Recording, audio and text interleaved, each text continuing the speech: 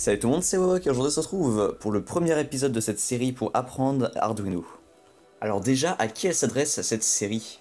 Eh bien à tout le monde, en particulier aux débutants qui n'y connaissent rien, car cette série est progressive. Il est donc important de regarder toutes les vidéos dans l'ordre, ça va être plus pratique pour comprendre. Alors pour commencer, c'est quoi Arduino?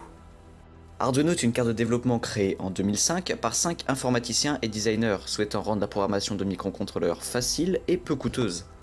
En effet, avant, programmer un microcontrôleur c'était long, compliqué et cher au vu du nombre de composants à acheter. Aujourd'hui, on a tout réuni dans une seule carte à moins de 20 €.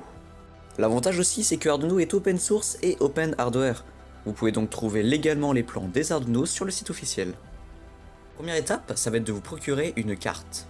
Alors du choix, vous en avez, de la micro à la méga en passant par la LilyPad, mais celle que je vous recommande pour commencer, c'est la Uno.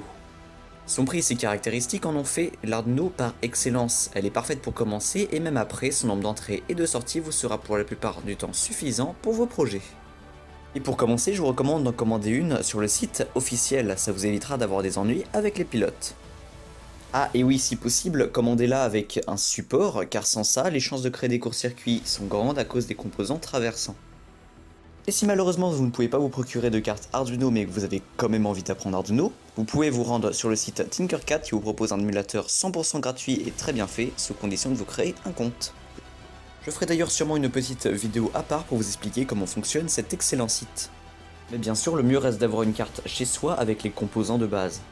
Bref, on va maintenant pouvoir passer à l'installation du logiciel. Pour cela, direction le site Arduino dans la rubrique Software et téléchargez la dernière version de l'IDE en fonction de votre système d'exploitation.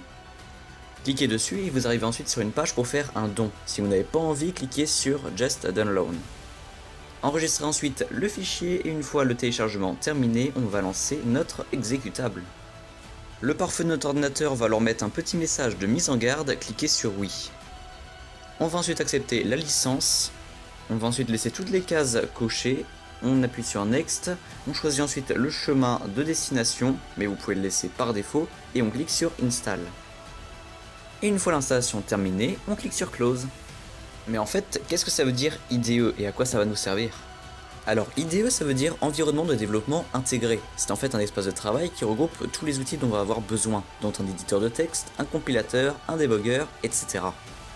Branchez ensuite la carte au PC et attendez que Windows installe les pilotes.